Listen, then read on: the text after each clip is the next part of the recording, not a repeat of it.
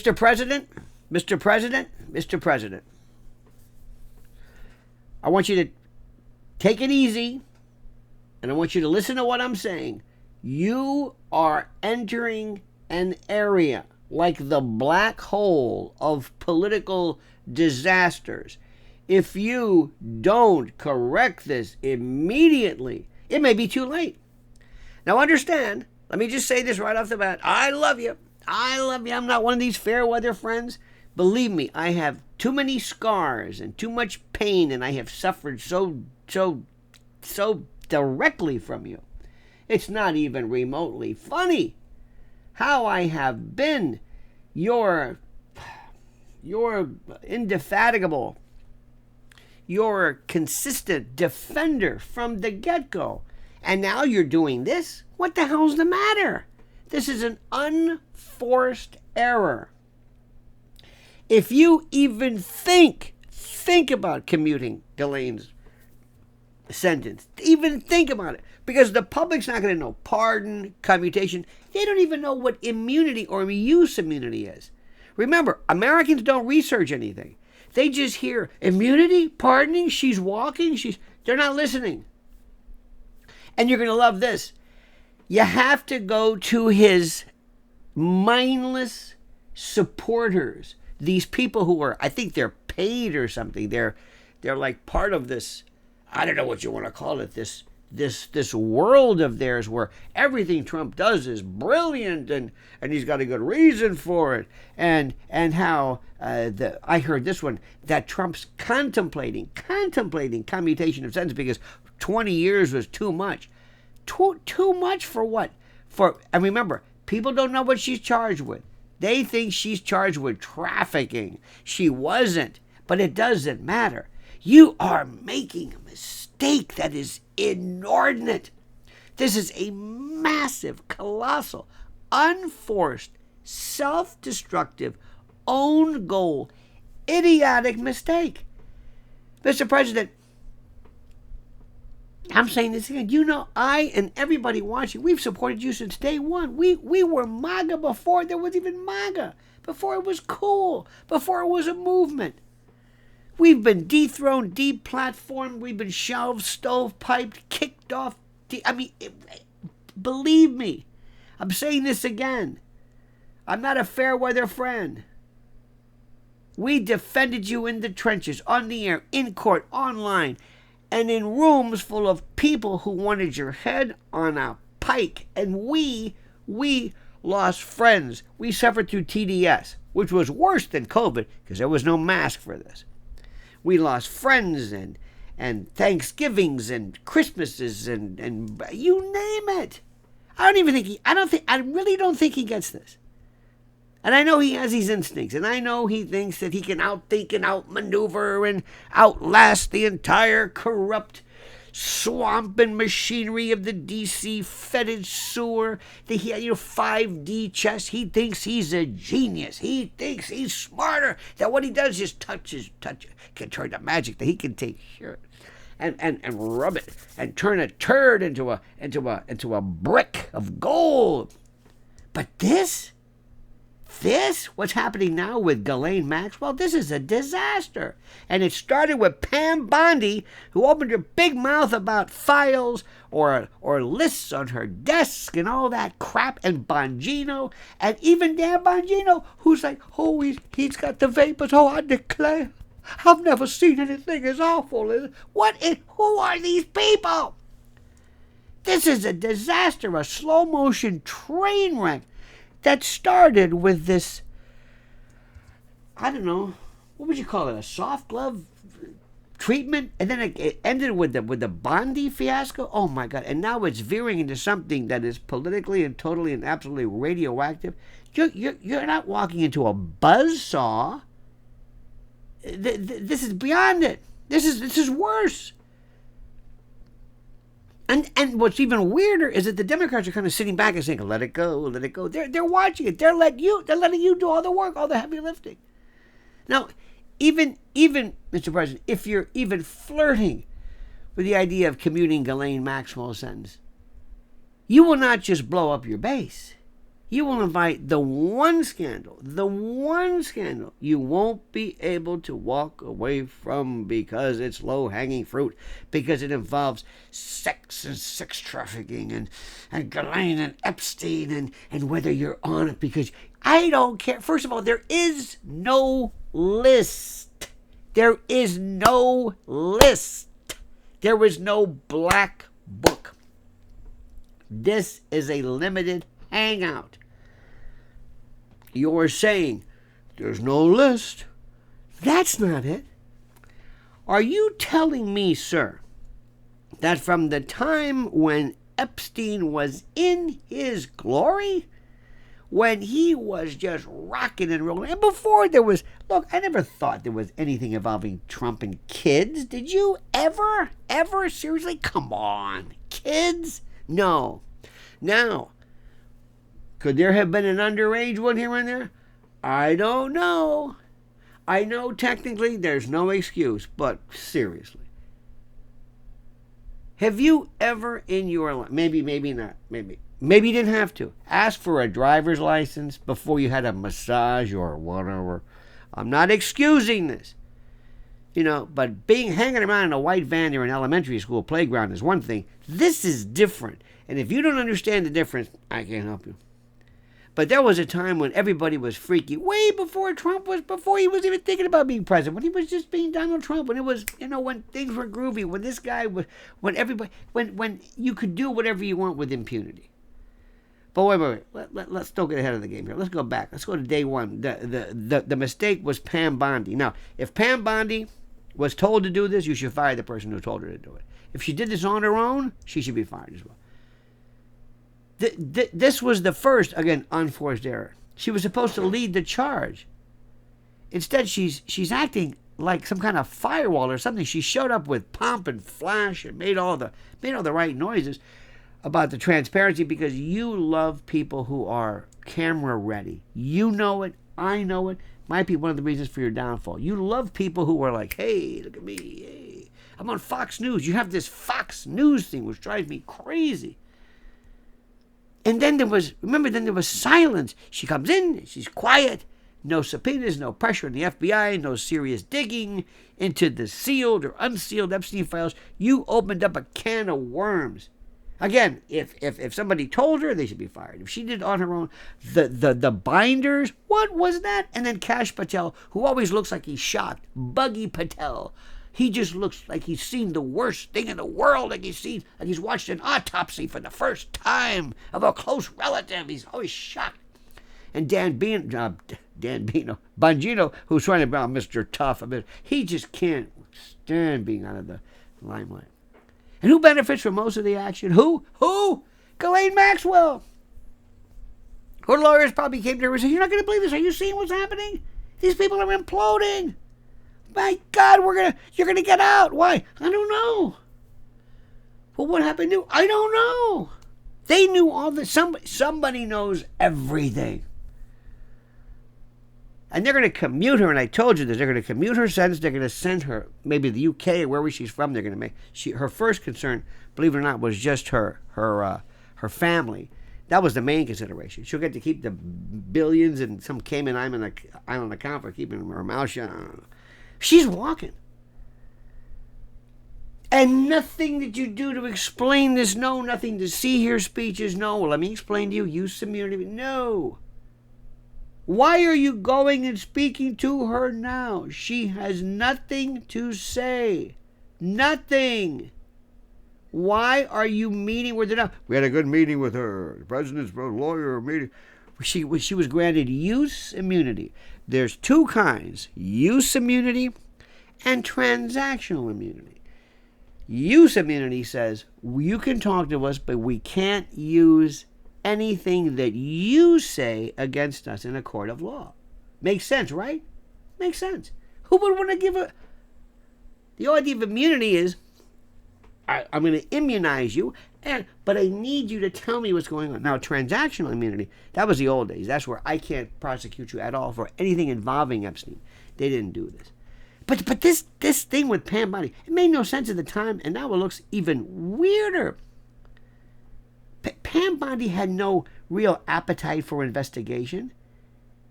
And her proximity to Mar-a-Lago and all this stuff made even more questions. And you're going to find that her association with Susie Wiles and the Ballard. Listen, she's a good person, Pam Bondi. She's a good person. She's out of her league. You knew this and I knew that. Half of the team is out of their league.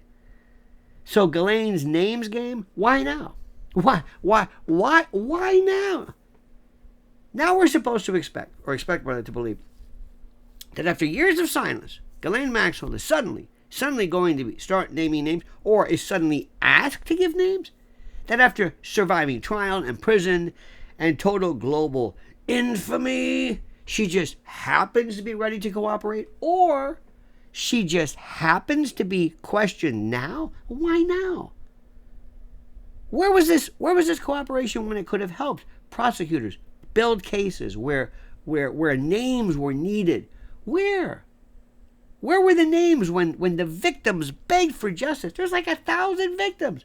Why didn't her defense team include, names of the brokers? And why? Why were these immunity deals not made then? And we can go through the names. You could the names that you're going to find out over and over again. These names that came up. Why? And what happens? And watch what they say now. Watch, the guy to watch, who's always fun, is Dershowitz, because he never knows what to say. Dershowitz thinks he's more bulletproof than Trump is. Dershowitz thinks, I'm just a genius. Anytime I open my mouth, people are afraid of me and I can say whatever I want. His involvement is not being suggested, at least because Virginia Giuffre, who now, by the way, went, and nobody even followed that. Does that look weird to you? She's done. She's finished. He's done. So he's not any part of the accused group. But his involvement as the lawyer, and I've seen this, and I've seen, because they use words like, I've seen the documents, and they're redacted, or they're hidden, they're so frozen, or they're sealed, and we've got words like list, documents, files. We have a desk. Maybe it wasn't a desk. Maybe it was a card table. Maybe it was I don't know. And we quibbled over it. Well, it wasn't a list. It was stupid. We're beyond this. And then every time Dershowitz said something, because he's got to be in the news. I'm the expert. I'm the genius. I know everything. I know everybody. I represent everybody. Jesus Christ, I represented him. Everybody. Mahatma Gandhi. I'm the greatest lawyer. It just stirs the pot. You think somebody would say, shut up?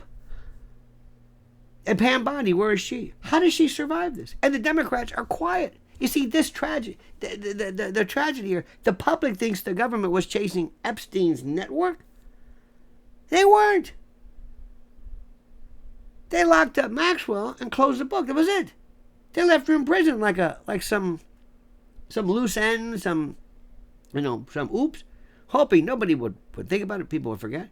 If she's suddenly giving up names, it doesn't mean she had a change of heart. It means that somebody finally asked the damn questions in the first place. Or worse, it's strategic theater to set the stage for some kind of commutation. And I'm telling you, this is not going to end with this. And they are going to go after Trump. All he had to do was just keep his mouth shut and just say, look, that was before me. I don't know what to tell you. Pam Bondi, we're going to get to the bottom of this and just move on. Because the public is a bunch of little children who are crying, and all I got to do is shake the keys and just move on. Now, this business about limited immunity, most people still don't understand this setup. Look, most Americans, and it's not their fault, they don't really understand the idea of use immunity, limited immunity, and how it means and what it means in the context of Maxwell. Ghislaine Maxwell has likely been offered use immunity, narrow protection, if she provides testimony in tightly defined circumstances, or if she answers questions. Now, who records those questions? Who has those questions? Who has the information? Where will this be? Where will the files or the documents or the lists or whatever be from the questions asked? Who was inquired upon? was she flat out asked, imagine this question, was President Trump involved in this at all? Did you see him involved in this at all? Do you ever, if she says no, no, no, no, no, no, no, great. Because remember, it's their show. The public has no right, unless there's some kind of a continued civil suit against the president this time, which is, again, with these people, you can't rule anything out. You see, here's the thing. It doesn't mean she's fully cooperating. It does not mean that she's coming clean. It doesn't mean that... I don't know what people think it means. And it certainly doesn't mean that she's facing real consequences if her cooperation turns out to be, self-serving fluff. As long as it's not a lie. But either way, it doesn't matter. Because who's asking the questions? Trump's lawyer is asking the question. Who is paying attention? Her lawyer.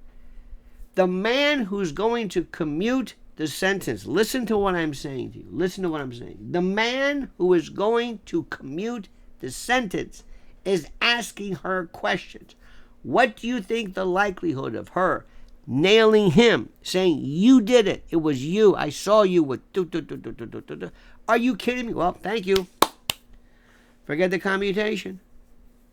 What are you going to do? Go on TV and say, well, the real reason why the commutation wasn't allowed was because I implicated her. You sure you want to do that? So what do you think? She's going to say everything and anything to get out of prison. That's the way it goes. And the thing she doesn't say, the thing you don't say ever, is to implicate the president, especially if he was involved. Now, I'm not saying he is, but I don't know what involved is. Look,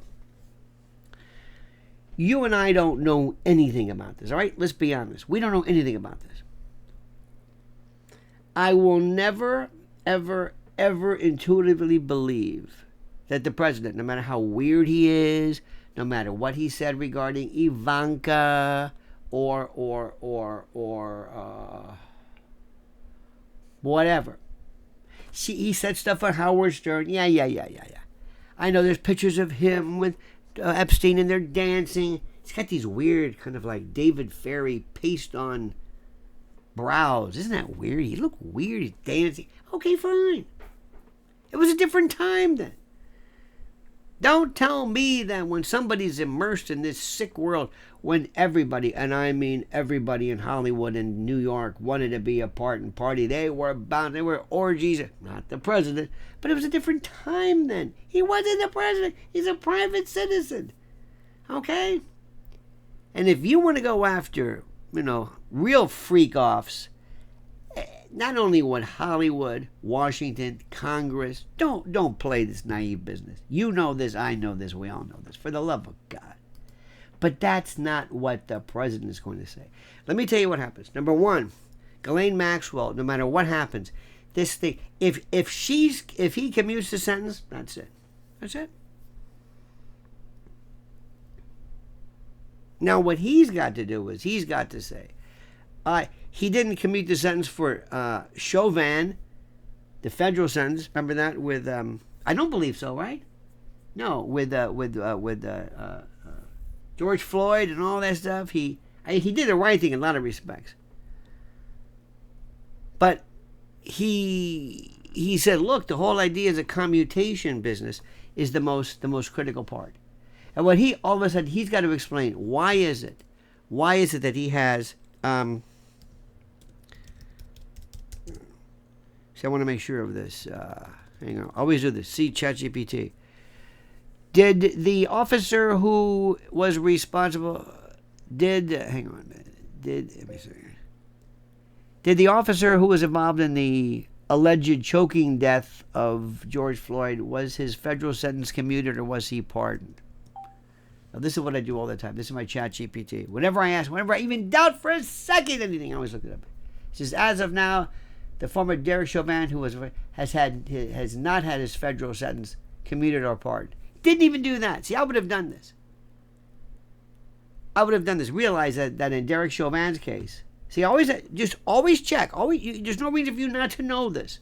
You should your own news summaries every day. In any event, it would have been moot for all practical purposes because he's still a federal judge. But not even that. But Ghislaine Maxwell, who basically was found guilty by a jury. Don't look at him. Look at the jury. The jury said, we were there. We heard her. We think she... And never talk about, well, what's fair, what's not fair. Your job... One of these days, pardons are going to be just absolutely just eliminated, because that's not the role of the pardon. The pardon is not to go back and say, I don't think. The pardon was at the time of the beginning of the country when the Whiskey Rebellion, when George Washington, it was necessary when there was this transitional. But that's another story. It's another issue completely. Mr. President, look at me, sir. Back away from this. Don't talk about this. Tell everybody in your office, anybody who mentions Ghislaine Maxwell, you're fired. Do not go on Fox. Nobody goes on Fox. No more Fox News. I don't know what this Fox pipeline is. What are you doing, sir? They don't need you. They're doing fine. Let them report. Let them report. Fox looks like your own personal, what are they, agents? No, sir, no. You're making the biggest mistake of your life. Listen to what I'm saying. You've gone this far. We are on the road. This is going to be the most incredibly important presidency term in the history. Don't be sidelined by these stupid little things. I'm not going to say this is your Watergate, but Richard Nixon's one of the greatest presidents ever. His entire legacy is ruined by that. By the way, that Intel trap. Anyway, Mr. President, we love you. Back off this. Back off. Don't even think about it, because the country is not going to know commutation versus pardon versus. Don't get away from it. It's radioactive. Drop it. They'll forget it. Talk about golf. Talk about this. Talk about the New York Rays. Talk about anything. Talk about football. But anything. America has a 3-day attention span. They'll forget all about Ghislaine. They'll say, you know what, we looked at it, did the right thing, and we figured out the jury was there, they were there, we weren't, they knew what to do, the justice has spoken, she's had her appeals, that's it. And here's the best part. If she does say, wait a minute, I'm going to talk, he was there, then Trump turns around and says, of course she's going to say that. Why? Because she's looking at 20 years. Wouldn't you? Look, I gave her a chance. We want to make sure we're doing the right thing, especially in the case of this particular notoriety. I sent my lawyer there. We listened to him, or the DOJ lawyer, and there was nothing there. So whatever she said, you could say, look, of course she's going to say that. What are you going to do? This is 27 years. Half these people are dead or don't want to be that way or have already settled. Who's coming forward? Go ahead, Ghislaine. Go ahead. You're the DOJ. You're in charge. She can't do anything. You think somebody would say, that's enough.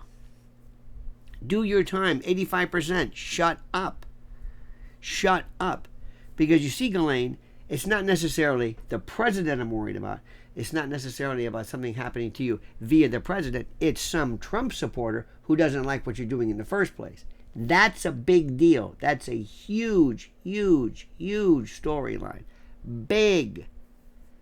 You got to remember this. There's a lot of white hats and black hats. All kinds of things can happen. Believe me, when you're in any kind of federal... Did you ever hear this thing called noose on a bun? Remember that one? See, the dark arts, the black arts of poisoning? Oh, yeah. Without anybody giving the official order, you can give somebody a look like, that's it. Got it, boss. You could serve somebody food all day long. Test it, nothing's wrong with it. But there's something in there. When mixed with the adjuvant or the cofactor or whatever it is, it works together synergistically in a kind of a binary thing. And guess what? It has happened. You know it, I know it, we all know it. For the love of God, Ghislaine, don't push this. Don't push this. What they can do is maybe you can get sick. What I mean by that is there might be some kind of, you can go and appeal under some kind of a hardship, something other than that. Something that does not involve the direct commutation of the sentence. Whatever, that's fine. But Mr. President, you have stepped in shit right now, and it all started with Pam Bondi just absolutely. The binders, I will never understand it. There he is at White House. You got Cat Turd, and this one's there, and libs of TikToks. They go, by the way, here's a copy of the home. Here's the swag bag. Oh, one more thing. Here's some binders. We went to Kinko's and FedEx. We had them made. What is this? I don't know. It's a binder that has everything we've already known. This is so incomprehensibly stupid. It shocks me to my core. What do you think, my friend? Let me know. Subscribe to this channel. 80% of the people watching don't subscribe. I don't know why. I don't know what the hell that's about. So subscribe. Like this video. We need your likes. I've been square with you from the beginning. And anybody who, look, you watch me, I'll tell you the truth. You know I like the president, but when he does something boneheaded, I'll tell you.